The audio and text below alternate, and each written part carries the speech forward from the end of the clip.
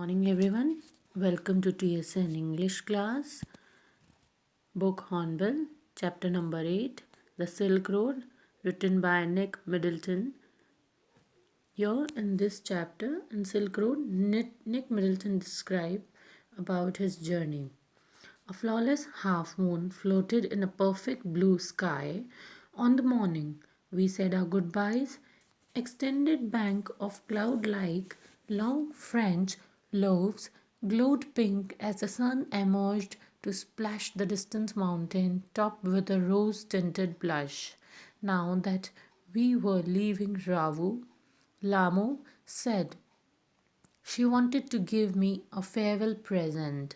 One evening, I do told her through Daniel that I was heading towards Mount Kailash to complete the Korah, and she do said that I ought to get some warmer clothes. After ducking back into her tent, she emerged carrying one of the long sleeved sheepskin coats that all the men wore.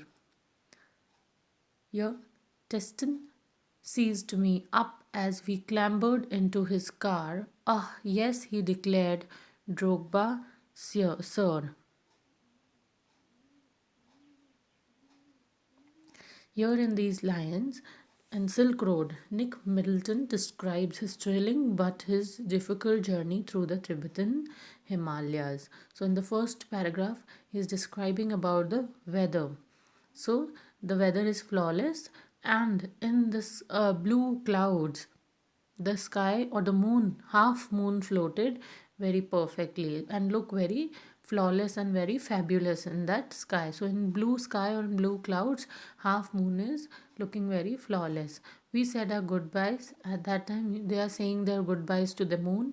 Extended bank of cloud like French loaves glowed pink as the sun emerged to splash the distant mountain top with a rose tinted blush. And on the other side of the bank of clouds, the sun looked like the French loaves, means the sun looked like the French bread, and the color of the sun is pink, and it splashed the distant mountain top और distant जो mountain दूर हैं उनके top से दिखाई दे रहा था with a rose tinted blush, और थोड़ा बहुत सन जो है उस पर रोज़ टिंटेड कलर का ब्लश दिखाई दे रहा था. Now that we were leaving Ravu, and now he's talking about that they are leaving the Ravu village. Ravu is the name of a village here.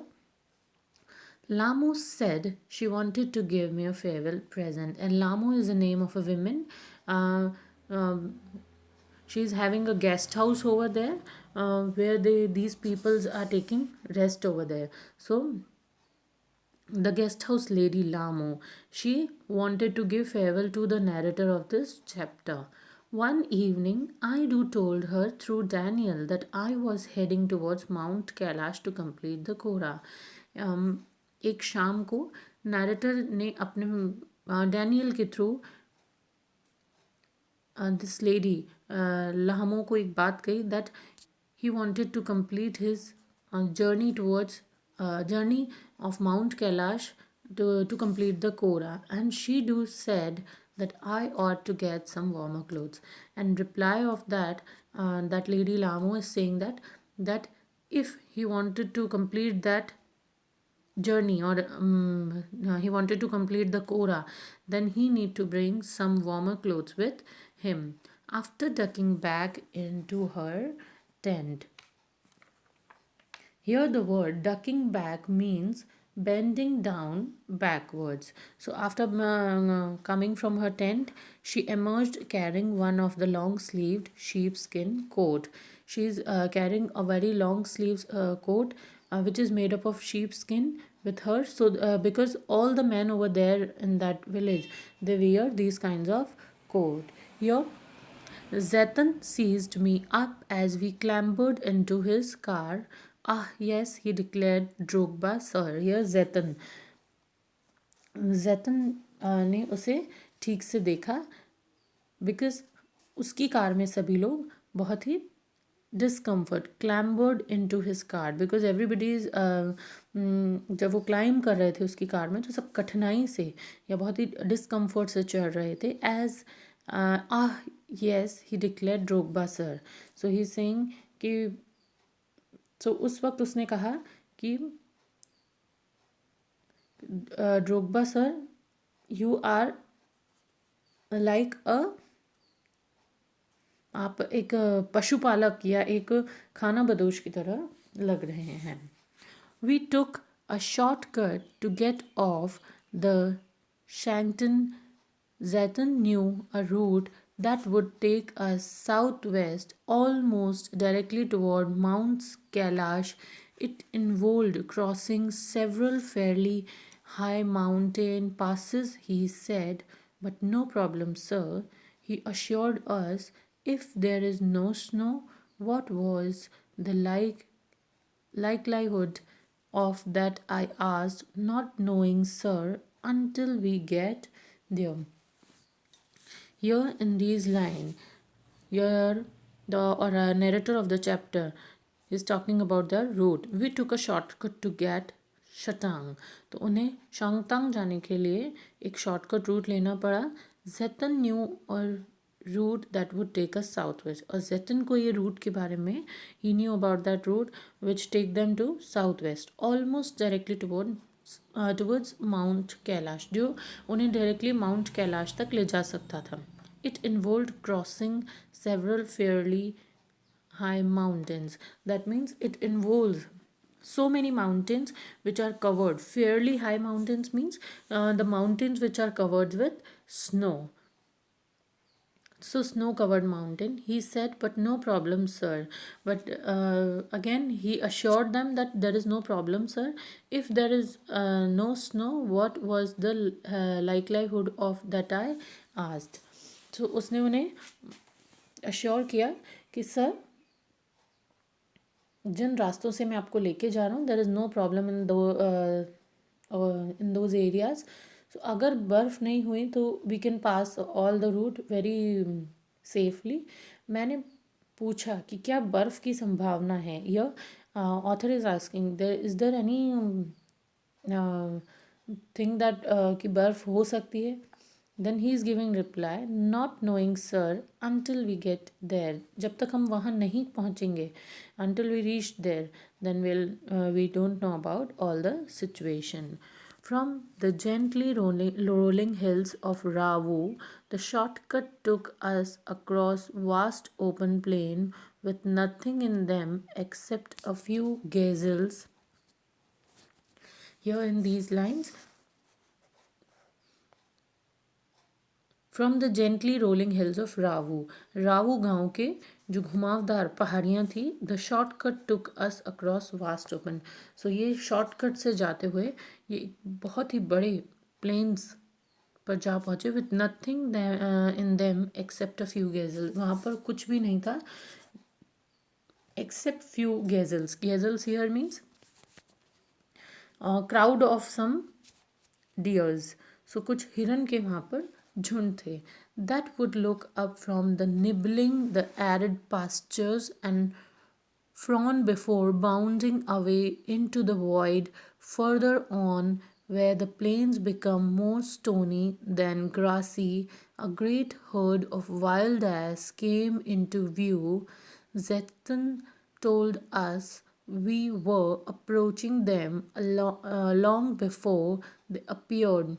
Yang, he said, pointed towards a far off pale of dust. When we drew near, I could see the herd galloping en masse, wheeling and turning in tight formation as if they were practicing maneuvers on some predetermined course. Plumes of dust billowed into the crisp, clean air. So here in these lines he is talking about the place जिसमें वहाँ पर हिरन के झुंड थे. And nothing is over there that would look up from the nibbling the arid pastures. और जो हिरन हैं वो उन्हें देखकर भाग गए कहाँ पर भाग गए? निबलिंग द एरिड पास्चर्स, ऐसे सूखे चारा गाँव की तरफ भागते जा रहे थे जहाँ पर दूर तक कुछ भी नहीं दिखाई दे रहा था. And from before bounding away into the void, ऐसी जगह जहाँ तक कुछ दिखाई नहीं दे रहा था वो हिरन वहाँ तक, या हिरन का झुंड जो है, हिरनों का झुंड, वो वहाँ तक भाग गया था. Further on where the plains become more stony then grasses, and when they move forward after that they only see small stones or some stony then grassy, मतलब उन्हें अब चट्टान के मैदान दिखाई देने लगे, except then grassy areas. A great herd of wild ass came here. They are talking about wild donkeys. So group of wild donkeys came into view. They saw that Zetan told us we were approaching them. Zetan ने कहा कि हम उनकी तरफ ये अनजाने में आगे जा रहे हैं. व्योंग, उसने कहा कि दूर एक जो heard of galloping in mass means उन्हें एक बड़ा ही धूल से भरा हुआ आगे की तरफ जो एरिया है वो पूरा धूल से भरा हुआ है आगे की तरफ का. So he is trying to point out that about that area. Wheeling and turning in tight formation as if they were practising manoeuvres, और जब तक वो उसके पास पहुंचते हैं वो जो उनका पूरा क्राउड ऑफ दैट है वो साथ में उछलते हुए, कूदते हुए और मिड़ते हुए उन्हें देख सकता है.